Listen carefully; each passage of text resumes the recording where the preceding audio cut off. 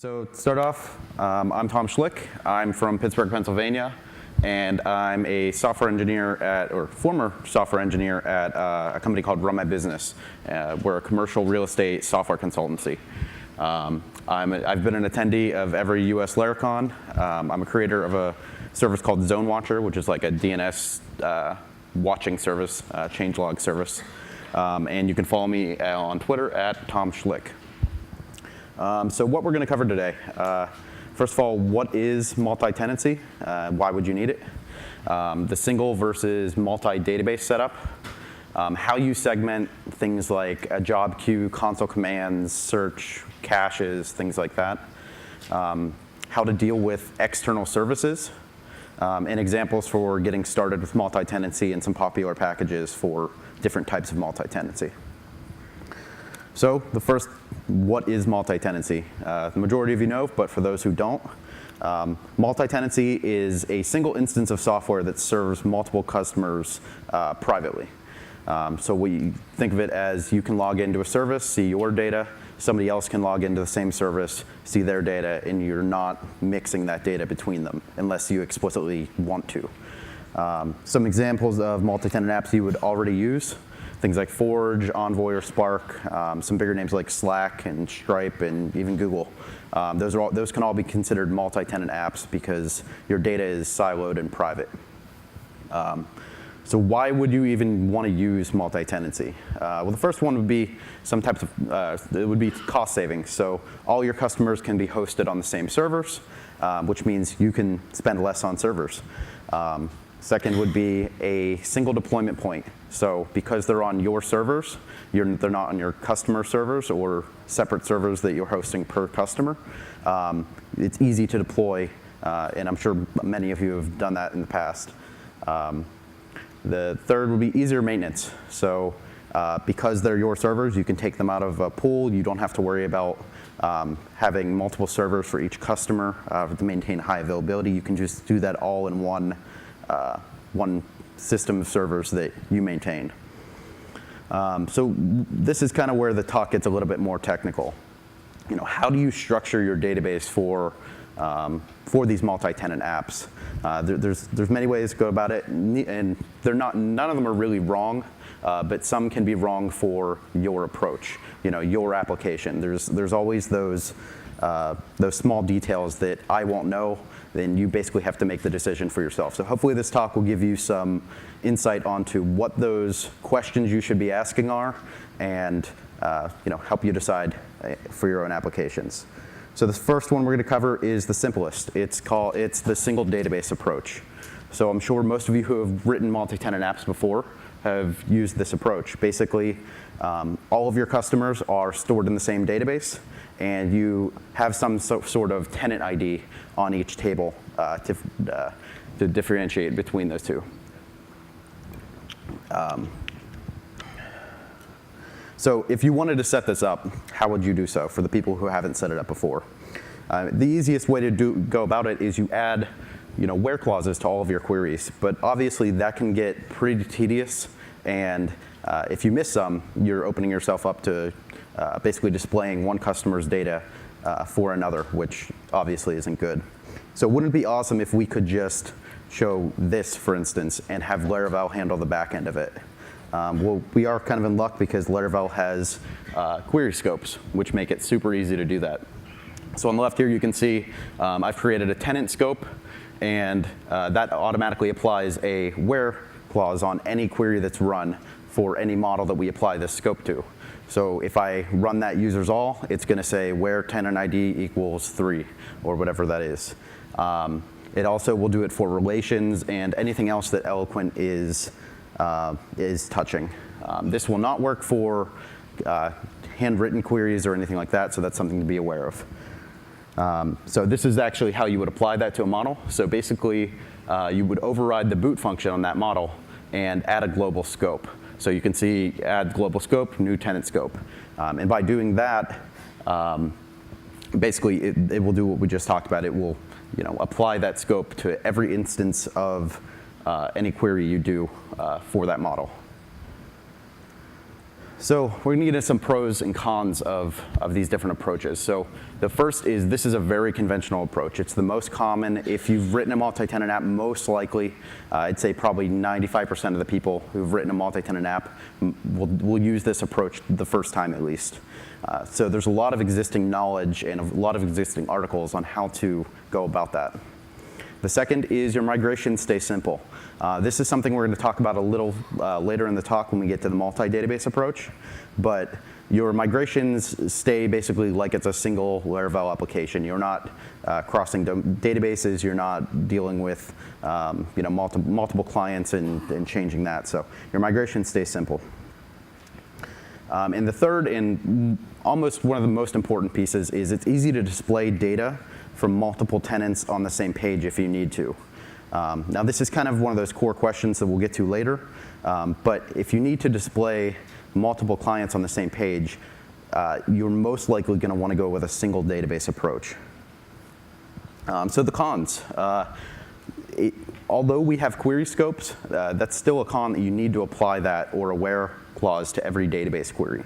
Eventually you're going to miss one, and you risk basically displaying customer A's data to customer B, which obviously isn't good. And depending on the sensitivity of the data or the industry you're in, that could hurt your reputation or even bring potential lawsuits on your company because you displayed sensitive information.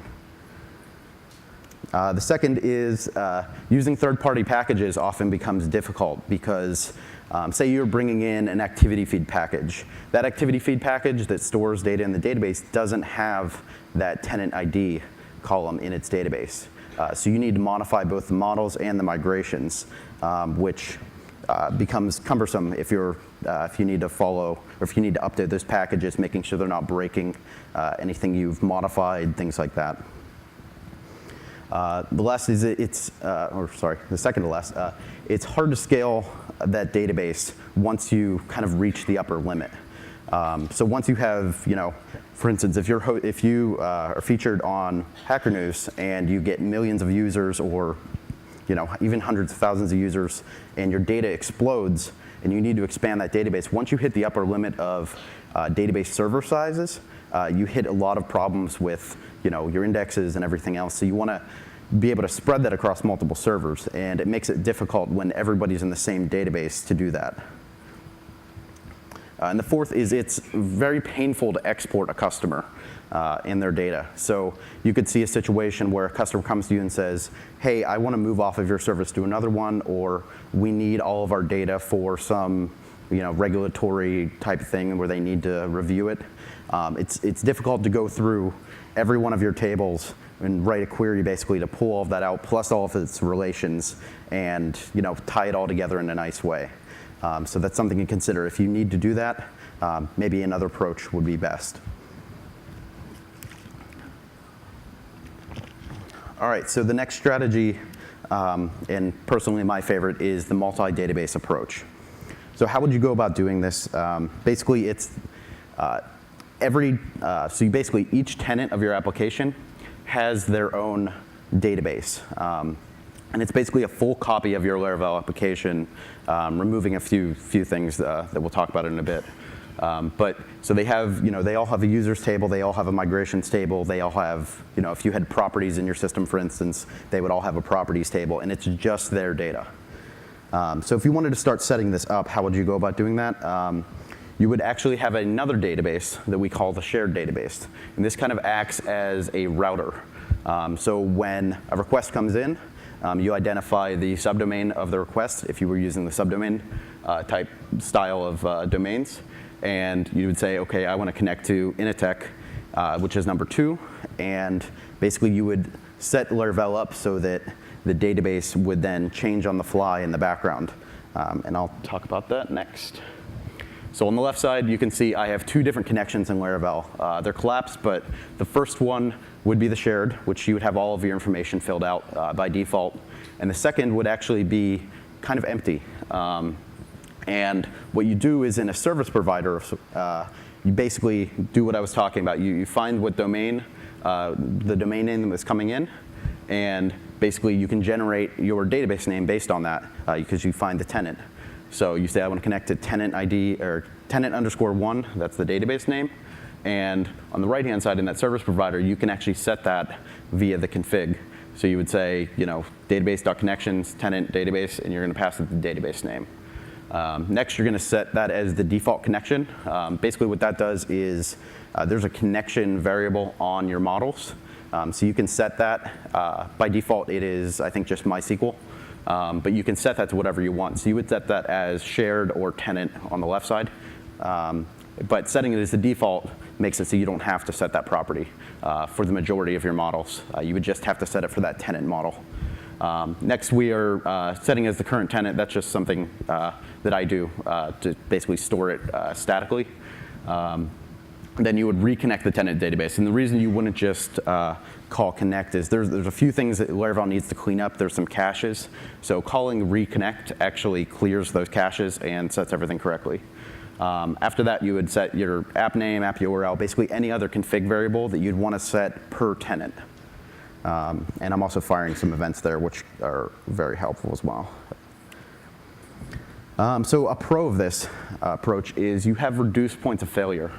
There's a single point in your application where you're actually doing that segmentation, where you're switching that database. Instead of having where clauses all over your application, or scopes all over the application that you might not think about adding. After this point, after the service provider, there's no place in the application where that happens. To Laravel, it's a single database application. It doesn't really care at that point. So there's less of a chance of one customer's data being exposed to another, which is huge if you're in the enterprise or some type of regulated industry where that would be catastrophic to your business. The second pro is you can use third-party packages off the shelf. You don't have to make those modifications to them, and basically when changes are released, you don't have to lock down your composer files so tightly that you have to review every change. Because if somebody, even if they make a bug fix, but they're relying on something that, they're relying on their code, but you change that code, you can run into a lot of issues where, some innocuous change that you think isn't going to hurt anything completely breaks your application. The next would be easier long-term scalability. So your customers' databases can be easily transitioned between database servers depending on the size of the database, the load, or any type of failures. So instead of scaling vertically by just creating giant database servers, you would scale horizontally by just creating more database servers. So for instance, instead of having 1,000 customers on one database server, you could have 100 customers on 10 database servers. And that provides you some, that reduces your point of failures over time, because, you could always have a slave database, but if something goes wrong with, a database server getting deleted entirely, you're still going to bring down all of your clients. But if it happened in this case, you would bring down 10% of your clients until you got that fixed. So the next pro would be data portability. It's along the same lines where it's easier to export without those complex separation steps. Backups can be done separately per tenant, making them easier to restore. So from my experience, the majority of database restores have happened because a single client has deleted a bunch of things they shouldn't, or something like that. So this makes it super easy to just say, okay, tenant 20 just deleted 20 of their users, which they needed. So we need to restore that. So if you had to do that in a single database environment, you'd have to basically roll back database logs or something like that, which can get you into the weeds. It's not very fun. The next is enterprise customers can be transitioned to on-premise setups pretty easily. So if you think of something like GitHub Enterprise, or I know Slack has a version of it, where they can take their data that they were using in the software as a service application and transition it to behind their firewall, either for regulatory or compliance. There's all kinds of restrictions on why companies can't use software as a service products. With this, they would be able to. So if they started with your application and then they got big enough that they wanted to host it themselves, you could do that. Obviously, you'd still need access to update it and everything like that. But This would allow you to basically do a SQL dump, take their database, and put it directly into a custom server for them, and it would just work. The next is that tenant data can easily be deleted at the request of an owner. So along the same lines of exporting, you'd have to write this giant script to loop through all of your models, all of your tables, and basically find all of that tenant data and its relations to delete it, which can be pretty cumbersome if you have a lot of models and tables. So with this, you would basically just do a MySQL drop database, and it would just be gone. So it makes it a lot easier to do that.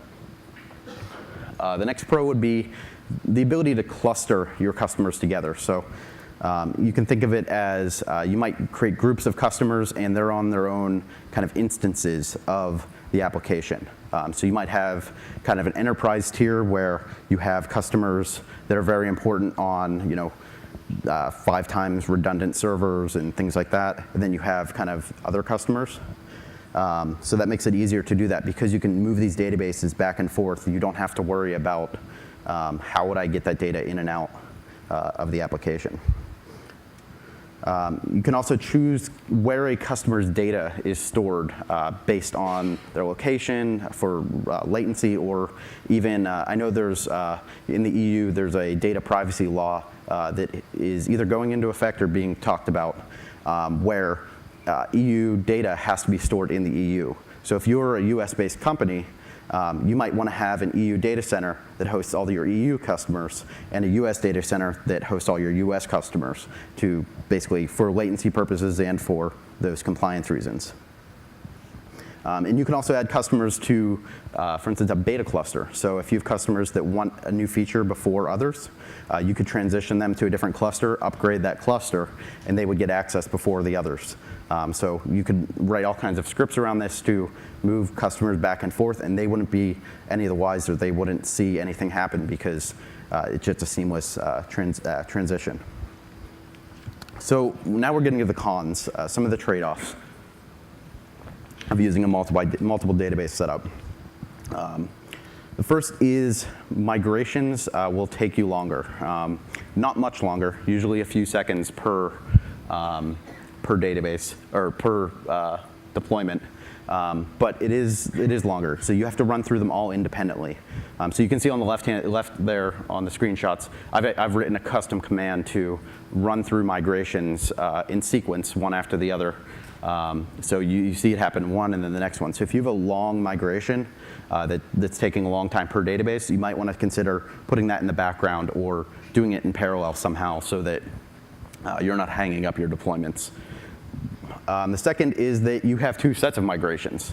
So you can see on the right you have your shared database migrations, which hold your tenant table and anything else that you want to hold centrally in your application.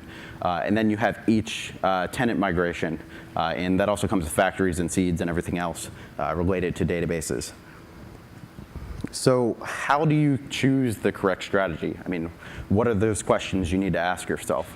So I've came up with 4 here that I think are fairly relevant. The first one is, do you commonly need to display information from multiple tenants on the same page? If so, I would go with the single database strategy because you don't want to create hundreds of database connections to aggregate all of that data. The second would be, do you need the option to segment, export, or privately host data for your particular customers? If that's the case, then multiple databases is probably your answer because that's going to be a lot harder with a single database approach. Some extra ones are, if you plan to use a lot of third-party packages, I would basically tell you to go with the multiple database, but that's also something that's not concrete because we're not adding packages every day, but we might be updating them several times a week. So that's something to consider if you're, again, going for the single database approach, that you need to watch for those types of breaking changes. And the fourth is, are your customers providing highly sensitive data to your application? I know in the industry that I worked in, the commercial real estate industry, our customers were putting financial documents and customer names and all kinds of things in there for $100 million properties. So if that got exposed or shared to the wrong person, we definitely would have been looking at a lawsuit on our hands. So now we're going to get to the data segmentation. Not the database side, but all those extra services. So things like cache and the queues and search and everything else. So the first one's queued jobs. So in a multi-database approach, you'll want to pass some type of identifier along with your queued jobs. So when a job boots up, it needs to know which database to connect to because it doesn't have access to that request data unless you pass it to it. So I found the best way to do this is to basically create a trait that I add to my jobs. So basically, I override the serializes models, and I'll show you why further on. But I also add this method I just called useTenant. So when I'm actually creating a job, I say, job on this queue, use this tenant for this job. And the tenant method there is just a helper function that grabs the current tenant from the application. So you can see how easy that would be just to pass into a job. Now, what does Laravel do to actually bootstrap that? What do we have to hook into to pass that along and start the application on every job that it queues? Because you could have jobs side by side in the queue that are using different tenants. So you need to basically refresh that on every job. So Laravel, sorry if that's harder to read. Laravel basically uses what's called a wake-up method. And I believe this is part of the unserialized step in just PHP. But if not, it's part of what Laravel is using. And basically, we're overriding that. So we're saying when the wake-up method's called, we're calling restore tenant connection. And on the right side, you can see that method. Basically, we're looping through the properties there, finding the one that's tenant, and calling a connect tenant method, which does exactly the same as the previous, or the slide a few back did, where it actually sets all those variables, all that config, clears the cache for the database settings, and proceeds. And then basically, we proceed on with what Laravel basically uses for the wake-up method by default. So this handles all of the rehydration steps. And once all that's set, your application just knows where that database is. It knows which database to connect all those models to because you set that connection property on your models. So the next thing we want to talk about is console commands. So in a multi-tenant app, no matter which strategy you're using, I would recommend your console commands can do two things. Either run that command on everything or be able to selectively run it on a single tenant. So you could think of, for instance, like a cleanup script or something like that. You might want to run on one customer, but not all. Or something like migrations, where you run it on everybody across the board as you deploy. So these are custom commands. And we'll get to that in the next slide, but basically you can apply an all flag, or you can apply the actual tenant identifier, and it will find it and run through it. So how would we actually create one of those commands? So the best way I found is actually creating a base class that I extend all of my tenant commands from, or tenantable, anything that needs to switch between databases or switch between tenants. And basically, what we end up doing in there is overriding the handle function. So that base command will take that handle function and basically start looping through all of the tenants that you provided, either by that all flag or by the tenant identifier. So it's setting that same tenant configuration every time it runs, and it's calling a handle tenant method. So if we go to the next slide, we will see how we might do that for the instance in the migrate. So it's being passed in. It gives you the tenant. In this case, we're not using it, but it's very helpful to have that in case you need to run something against the tenant database, so you have which tenant it is. And so I'm setting up the options there. So, but you can see with the multiple migrations, we also have to specify the path. So that's something to be aware of. And then we're just calling the default artisan command. So that process works exactly the same. It just kind of loops and goes over and over. So basically, this is handling a single tenant, and then it loops and goes to the next tenant and the next tenant, and just keeps calling that with each passed in. So the next thing I want to talk about is file and asset storage. So if you're running a single database, you might think, oh, I'll just throw everything in one bucket. It doesn't really matter. But I would actually, I would recommend segmenting those files in some type of folder with a tenant ID. And the reason that is It makes it easy to back up those files, remove them, delete them, whatever you need to do. If a client says, I want to take all of my data with me, you have to give them their files as well. And writing scripts to pull all that out and then store it in a logical way is more cumbersome than just being able to grab a whole directory and export that. So I would highly recommend doing it that way. I've run into it before, and it's not fun to write that script. So the next thing would be search. So I would recommend creating, again, for no matter which approach you use, creating separate search indexes for each of your tenant. Basically, the reason is, is that you're basically making your search index work harder every time you run a query, because they then have to remove, everybody that's not that tenant. But if you connect them directly to their own index, they just do whatever they need to do for the rest of the query. You don't have to worry about that part. So it's a little bit of optimization, but it could help you in the long run if your databases or if your search indexes get massive. So Laravel Scout actually makes this super simple. It actually allows you to provide a prefix key in the config. And you can set that in the service provider like we were talking about, or set it via one of the events when it's called.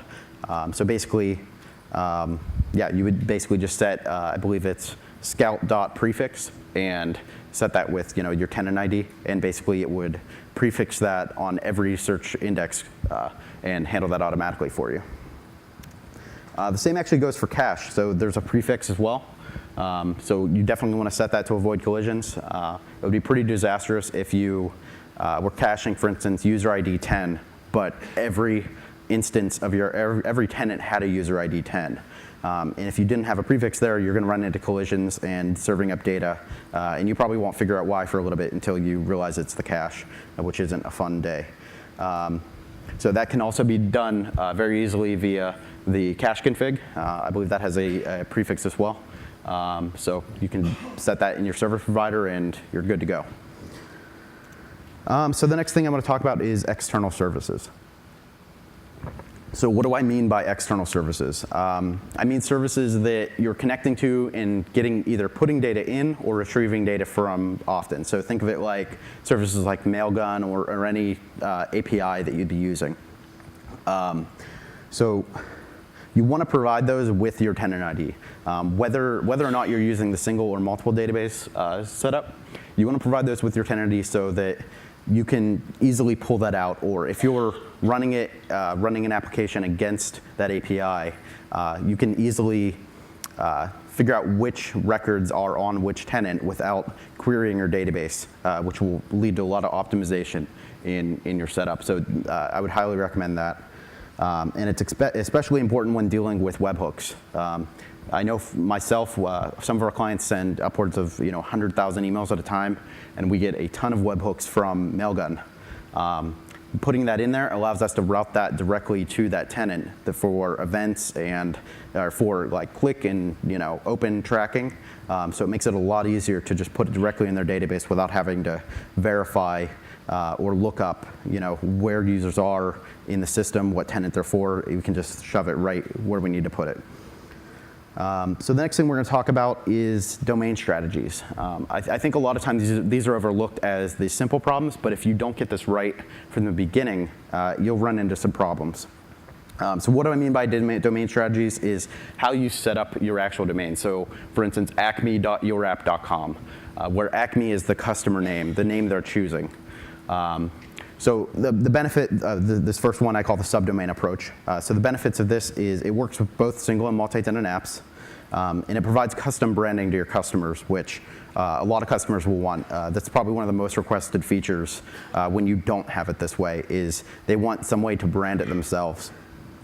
It allows your customers to be logged into multiple accounts at the same time, basically multiple subdomains, because they have their own cookies. So you don't have to worry about writing something custom under the hood, which isn't fun.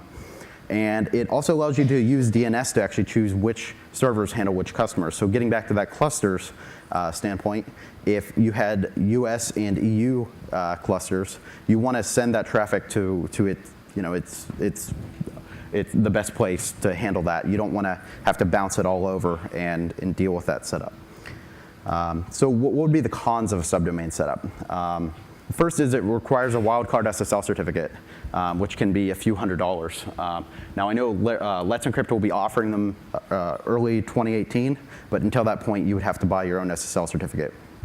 The second is your API generally has to live on the same domain, which can make traffic funneling a little bit more difficult. Basically, you would have to reverse proxy it and then send it to different servers if you wanted to have a specific API servers. The next is that customers going to just the plain yourapp.com directly wouldn't be able to directly log into your application. They would have to get redirected to their own subdomain. So if you've used Slack before, you've seen this where they ask you for your team name. And what they're doing at that point is then just redirecting you to the teamname.slack.com to actually log in. So the next approach would be kind of the custom domain. So I know in the enterprise this is very, very popular, where they want to host everything on their actual domain. So yourapp.acme.com. So this works best with the multiple database setups, multiple database approaches. And the biggest pro is that your customer gets to white label their domain, which is huge for them, but it comes with some trade-offs as well. The first would be that your Nginx setup becomes way more complicated. You have to start serving multiple domains, multiple SSL certificates. You can use, for instance, Caddy to kind of reverse proxy this and send it through, but it still adds a lot of complexity to your application. And the second is your customer controls that DNS, which limits your ability to make changes, IP address changes, or taking servers out of rotation, things like that. It limits your ability. So you would have to have access to that or have some agreement with them where you give them 2 weeks notice and they change those IP addresses or something. And the last approach for domains is probably the most common, which is just hosting it directly on a single domain, no subdomains. And this works best for single database setups. It's nice because all of your customers know where to log in. They don't have to go to a subdomain. They don't have to know their team name. The API can live on a subdomain, so api.yourapp.com. And you don't have to deal with traffic funneling and everything like that. You can just use DNS to point that to a different server. And it's the easiest just because it's the most common. There's 1,000 articles on how to set that up. So if you're going with a single database approach, that might be the way you want to go. So for some examples would be Forge and Envoy use this approach. So the next, for the cons on that, you can't really log into multiple accounts. If any of you had tried using the multiple accounts feature of Google, it's not fun. Switching between accounts and having to switch back, and you get logged out of one and have to log into the other. It's not fun to use. And the second is there's no real way to specify which server in your application gets the traffic for a specific customer. So again, to the clustering point, it's not easy to do with that type of setup. So last thing is packages. So for the single database approach, I found this one called Landlord, which seems to be written correctly, and it seems to work pretty well. For the multi-database approach, I've started my own. I'm calling Townhouse, based on some of the code I've written over the past 5 or 6 years doing this kind of thing. And there's also one called Tenati, which handles, which has been around for a while and handles things pretty nicely as well. So that's it. If anybody has questions, I think I have a few minutes. So any questions? Yep.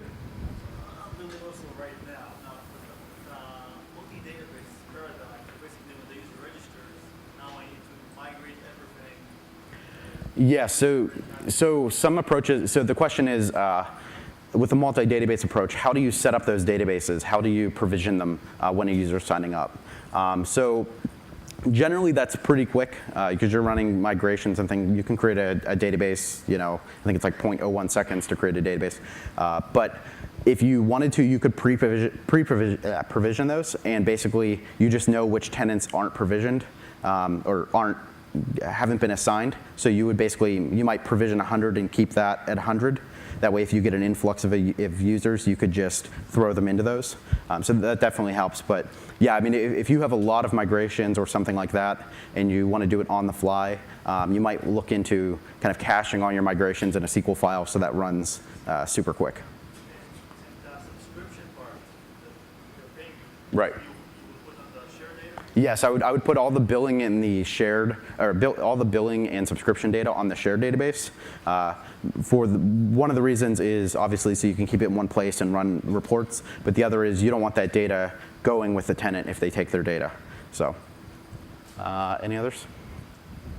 You showed two approaches, single database and multiple database. There is technically the third one in between, right? Single database, multiple schemas. Right. Databases like Postgres. Have you ever tried that? I haven't gotten into it too much just because I've read a lot about how it's like kind of the Wild West. You end up running into a lot of issues with that. So I haven't done it myself, but I know it exists. Yeah, so. Any others? Yep. So say you have many customers with very small amounts of data. Do you think that, say you only need a single database server, but you have 20, 30, 100,000 customers,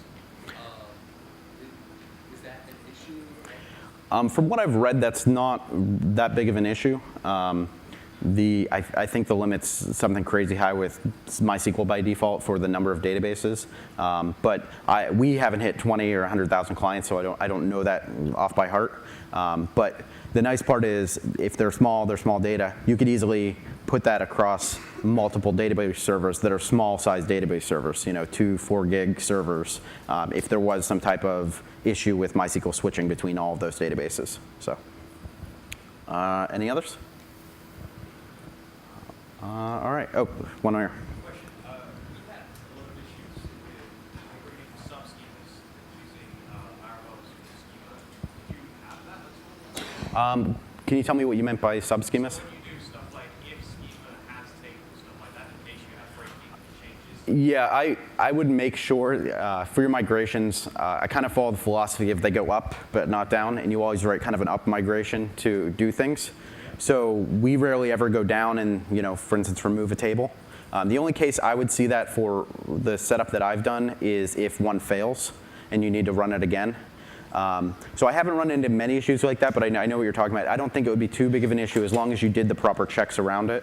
And for instance, running that tenant migrate all command, the ones that don't have anything to run would just skip right by, and it would go to the ones that actually needed migrated. So there's been cases where we've had an error in the migration, and it stops the process, and we just restart it, and it usually works without problem. Unless, for instance, it's MySQL gets in a bad state where it has it added a field but didn't add the index, and then you have to re-add that.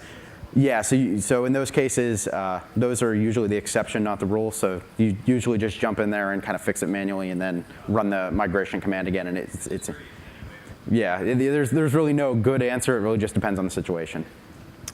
So I think I'm out of one if it's quick. If you had zero downtime deployments like the Bonework, Right. and you made a code change and had a migration, you had like say 100,000 databases, would that cause a problem again? People run the new code, the database migrations would take a long time to run so that things wouldn't be caught up. So the question is, if you're using zero downtime deployment and you had like an influx of users all at once. Well, no, just if you had some migrations that ran in a deployment, so that the database migrations could take a long time. Yeah. So that's what I was getting at, where if you know that the migrations are going to take a while to run, I would suggest either doing that in parallel or doing kind of that clustered mentality where you run, split your customers into 10% groups, and that we run 10 migrations at once basically and loop through.